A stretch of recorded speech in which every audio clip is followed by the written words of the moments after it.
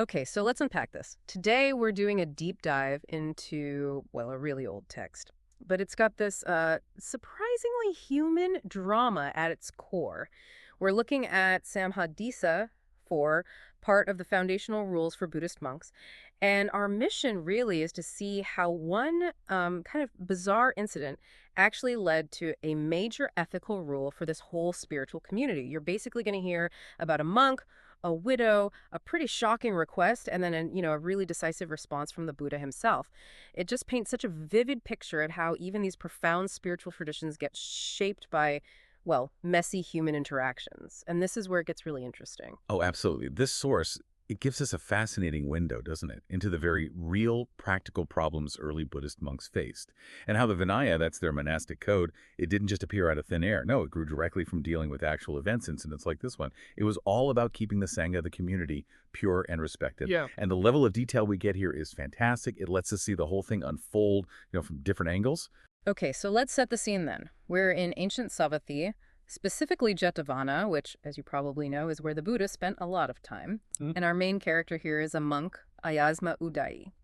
The text calls him Kulupako.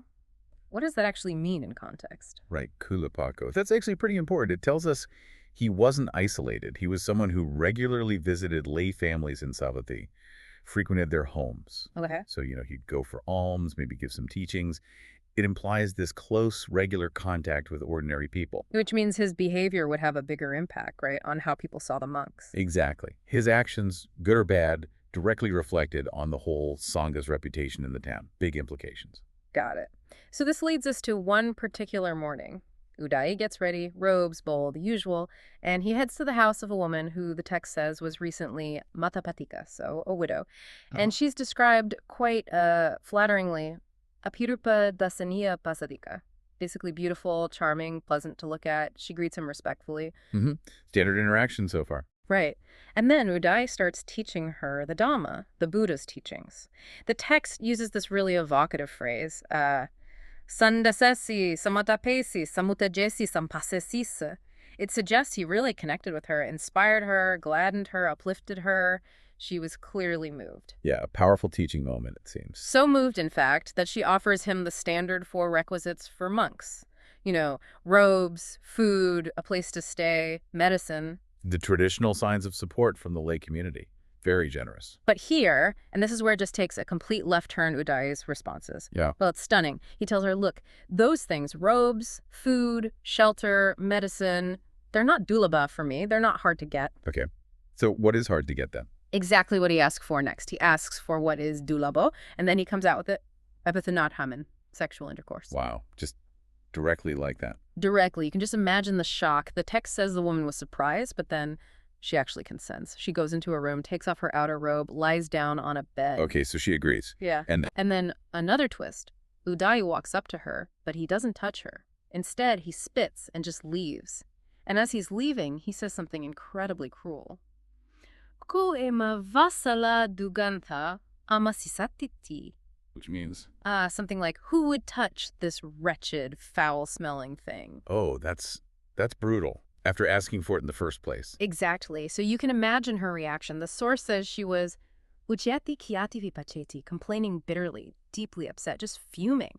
And she doesn't just keep it personal. She starts criticizing all the Sakiputya monks, the Buddhist followers, calls them alajino, shameless, dusala, immoral, musavadino, liars.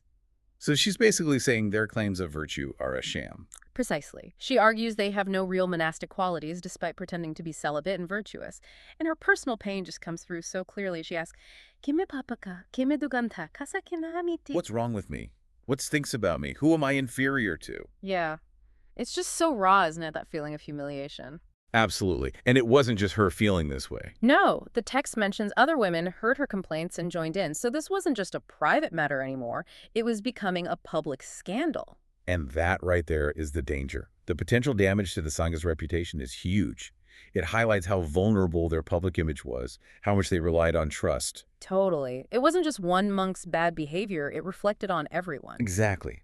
Public perception was, and still is, critical for religious orders. So naturally, word gets around. The monks described as apicha, Those who have few desires, the really disciplined ones, they hear all this chatter and they're alarmed. They hear that Udāyi was promoting atakamakarakarya, which is basically like service for his own sensual pleasure, right, to this woman. Yes, advocating for sexual gratification using his position as a monk. A complete betrayal of the monastic vows. So they do the right thing. They go straight to the Buddha and report everything. The Buddha then calls an assembly of all the monks, Bhikkhusaga Sanipatapetva, standard procedure for serious issues. He questions Udāyi. And Udāyi, he just admits it. Sakavagava, it is true, Blessed One. No denial. Well, that's something. Yeah.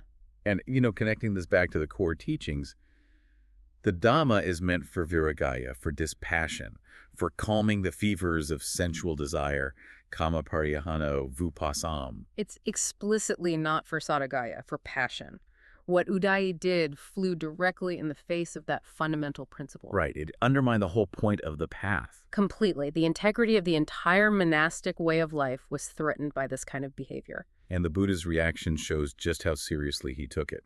His condemnation is, well, it's intense. He uses a whole string of words, uninmuchavia, unsuitable, anulamika, apaitrupa, unfitting. But the ones that really jump out are asamakam, meaning not behaving like a monk. That cuts right to the identity. It's the nail on the head, doesn't it? Yeah.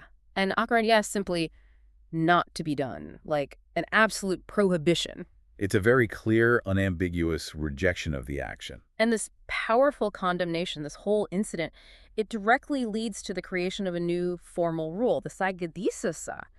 So let's maybe break down this rule itself. The wording is really specific. Yes, the precision is key here. Okay, the core rule is Yopana biku otant vipayatena chitena matugamasa santike atakama parikaya vantabazia etad agabajini parikarya na yamadisa silavanta kayatamena tamena parikaryati matunupasati tana saktati sesoti. That is quite a mouthful. It is, but every part matters. Okay, so let's pick it apart. The source helps us here. Matugamasa santike, that's just near a woman. Pretty straightforward. But then atakaman, one's own desire, purpose, or service for oneself. Why is that term so central? Takaman is crucial because it points to the motivation. It's not just about sex, it's about the monk exploiting his role, his spiritual authority for his own gratification. It flips the Dhamma's goal of selflessness completely on its head. It's using the interaction for selfish ends. Okay, that makes sense. It's about the exploitative intent. Exactly. And the rule mentions praising this self-service as etad ga, the foremost, the supreme, the excellent service. Twisting spiritual language. Wow. And it clarifies ya means any woman, any caste, and madisa means any man, any caste. So it's universal. Right. No loopholes based on social status. Very important for fairness. And it gets even more specific, defining the kind of person the monk should be. Silavantan, virtuous, abstaining from harm. Brahmakaran, celibate. Kalyatamo, good-natured because of that virtue and celibacy. It contrasts the ideal monk with the action being condemned. Then it explicitly states itena damena means by this Dhamma, referring specifically to sexual intercourse. And parikareya is to serve or enjoy. And methanupasatina confirms it's all connected with sexual intercourse. They really nailed down the specifics. They absolutely did. And remember, a Saṅghādisesa offense is serious business in Buddhism. It's not like a minor rule break. It's one step below expulsion and requires the whole monastic community, the Sangha, to formally meet and deal with it. It affects the entire group. So it's a major offense against the community's discipline and, as we saw, its public image. Precisely. It's like ancient legal writing, trying to be as clear and comprehensive as possible. And the source even lays out the exact conditions for the offense to snick, right? Yes. 4 conditions need to be met. A woman has to be there. The monk has to know it's a woman. He has to have sexual desire motivating him. Right, the viparyatina sitina, the perverted mind. And he has to actually praise this idea of self-service, sexual gratification to her. All 4 must be present. Correct. And it notes, if he does it to 2 women, that's 2 offenses. Very precise. It also mentions this interesting case with a woman and a patako, defined as a eunuch or intersex person. Doing this incurs both a Saṅghādisa and a lesser offense, a dukkhaya. Which suggests the rules were grappling with different categories and nuances even then. But there are exceptions, too. 3 cases where no offense occurs. Important clarifications. 1.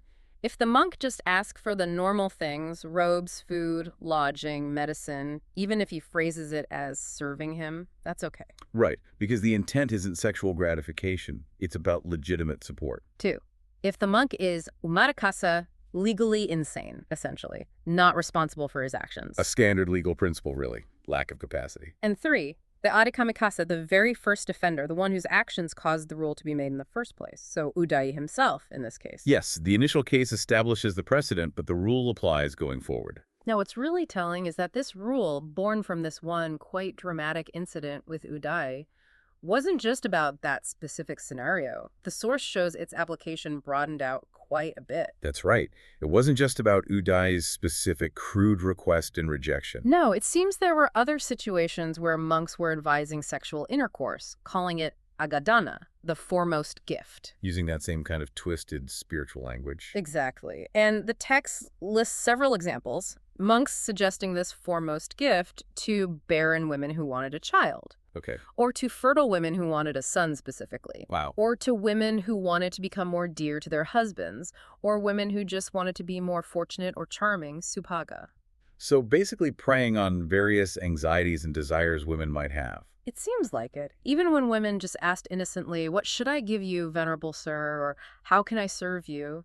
Some monks would suggest this. Apparently. Or even when women asked how to get to heaven or a good rebirth. Some monks pointed to sex with a virtuous monk as the way. Goodness. That context is absolutely vital, isn't it? It shows this wasn't just one bad apple, Udāyi. It suggests there was a potential pattern, or at least a significant misunderstanding or abuse happening that needed a very clear, very firm boundary. Right. It wasn't just an isolated, weird incident. No. And it really demonstrates how the Vinaya, the code, had to be adaptable. It evolved to tackle these different human situations, these misinterpretations, while always trying to pull things back to the core principles of monastic life, dispassion, integrity, non-exploitation. So wrapping this up, what's the big takeaway here? For me, this deep dive into Saṅghādisesa really hammers home that these ancient rules aren't just dusty regulations, they're living history, born from real human messiness, real ethical challenges within a community. It's kind of a shortcut, isn't it, to understanding the often surprising, very human origins of rules we might otherwise see as just abstract. I think that's perfectly put. And this story highlights so clearly how crucial clarity and, precise definitions are when you're building an ethical framework. You see the Buddha and the early community being incredibly careful about both the monks' inner spiritual state and their outward reputation among the people they relied on. It's about knowledge being applied, right? Applied to the nitty-gritty of behavior. Yeah. And the story of Udāyi, it just feels timeless in a way. Human desires, expectations, feelings, misunderstandings, they don't really change much, do they? Not fundamentally, no. So it leaves us, and maybe you listening, with this thought to chew on. In any group, ancient or modern, spiritual or secular, how do we actually create and maintain those clear boundaries? Boundaries that protect everyone's integrity, stop exploitation, build trust, especially when we're dealing with things that are deeply personal, maybe even spiritual. How do we navigate that best?